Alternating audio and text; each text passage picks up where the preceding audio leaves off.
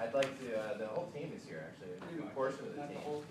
Yeah, so they're all going to do a combined presentation. I've asked Ed, who's a very soft-spoken gentleman, but quite the scientist. I think that's key to what he's trying to accomplish out here, his science background, to maybe give some inspiration of why he chose to proceed with this. It actually started off with it as a passive house project. So come on up, folks.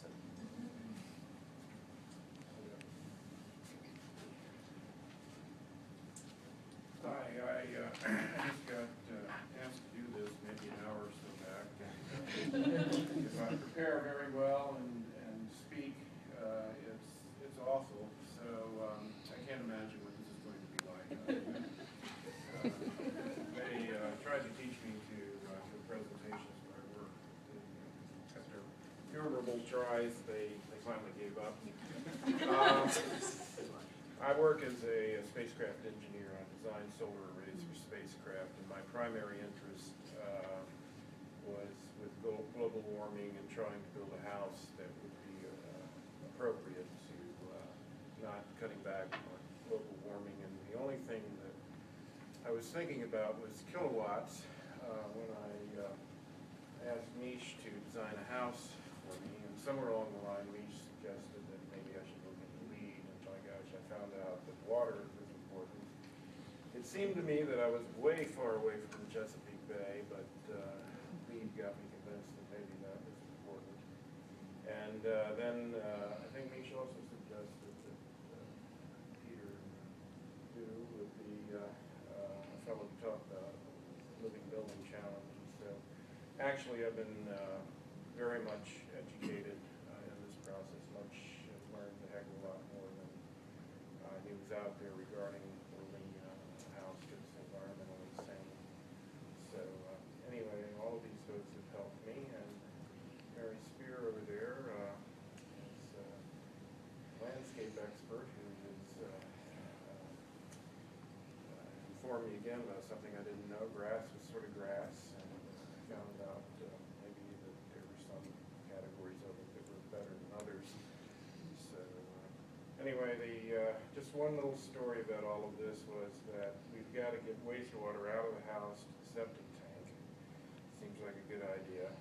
The builder says PVC. This wonderful white pipe is absolutely bulletproof, easy to work with, does everything wonderfully, except that it's red listed. And so anyway, I went to the web, and sure enough, I found these Greek pipes made out of clay, red clay pipes that lasted 3,000 years.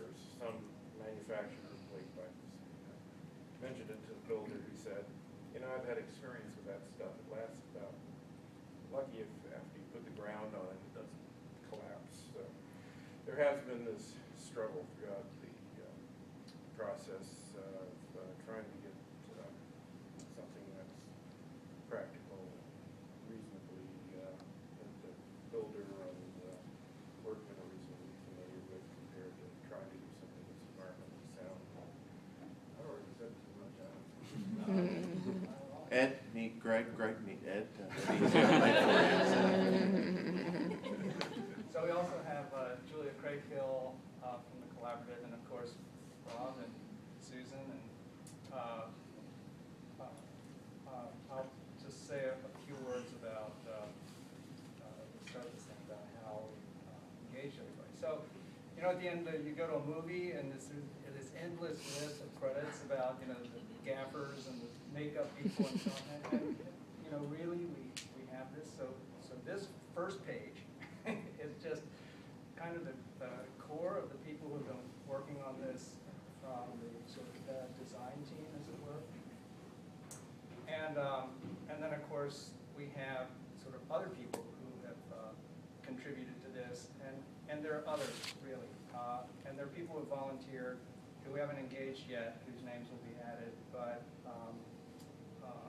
there are many people involved, and in spite of the fact that this is a 2,000 square foot private residence, and we think it might be pretty simple, as we used to say when building small buildings, you know, this isn't rocket science. And when I said that to Eddie, he goes, no, you know, this is probably probably as complicated as anything that, you know, he does, and perhaps more.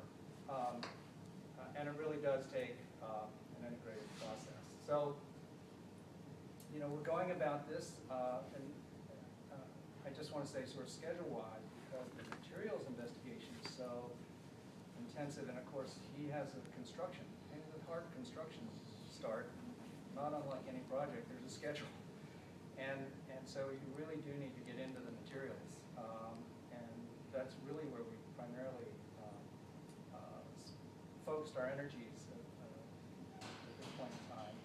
And in order to do that, we have engaged members of the collaborative to help. And Julia, quite thankfully, has been sort of the heart of that to date. And so that's, you know, that's where we are. And of course, we're reviewing the others, and I'll go through some of those credits or imperatives. So the site is across from the applied physics lab where it works.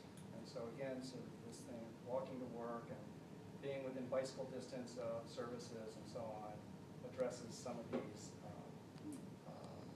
issues. I'm going to have Mary talk a little bit about the site when we get there, but the agriculture is this idea of an edible garden, not cultivated a garden where you're planting beans and tomatoes and things like that.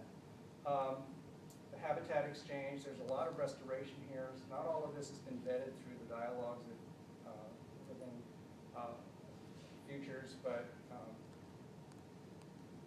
we'll have to see whether we have to purchase a habitat exchange or whether we're restoring the site sufficiently that maybe our habitat exchange actually occurs on the site.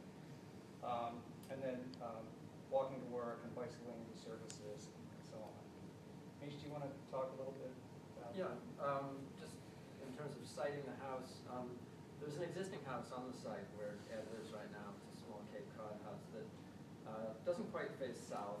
And what we're gonna do is make an arrangement, where we have made an arrangement with Howard County. Basically, you swear that once you finish building a house, you tear the house that's there down, that you can actually have two houses sort of occurring on the same site. So that's what's going to happen as soon as the house is built just to the north and then rotated south.